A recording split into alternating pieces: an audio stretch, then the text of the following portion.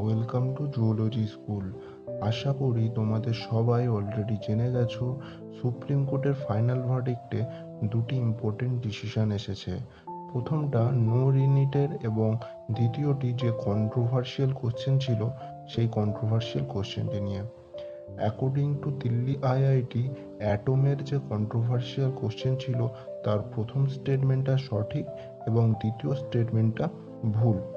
অর্থাৎ যারা নতুন এনসিইআরটি অনুযায়ী অ্যান্সার করেছে তাদেরকে মার্কস দেওয়া হবে, কিন্তু যারা পুরানো এনসিইআরটি অনুযায়ী অ্যান্সার করেছে তাদেরকে কোনো মার্কস দেওয়া হবে না, বরং তাদের -1 নাম্বার করে নেগেটিভ মার্কিং হবে ভুল অ্যান্সার দেওয়ার কারণে।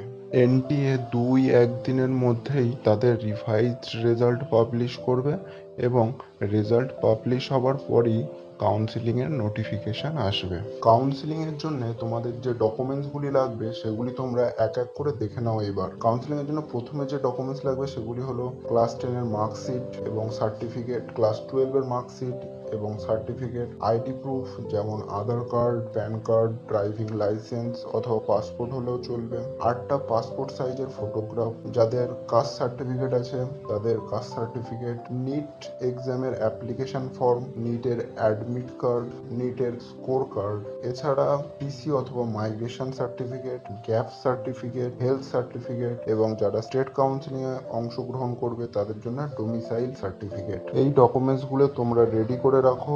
আগামী 2 দিনের মধ্যে এমসিসি তাদের ওয়েবসাইটে কাউন্সিলিং রিলেটেড নোটিফিকেশন আপলোড করে দিতে পারে।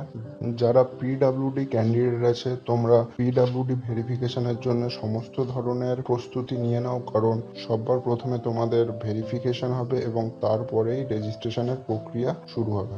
আজকের ভিডিও এই পর্যন্তই। ভিডিওটি কার্যকরী মনে হলে চ্যানেলটিকে অবশ্যই সাবস্ক্রাইব করবেন এবং ভিডিওটিকে একটি লাইক করে দেবেন।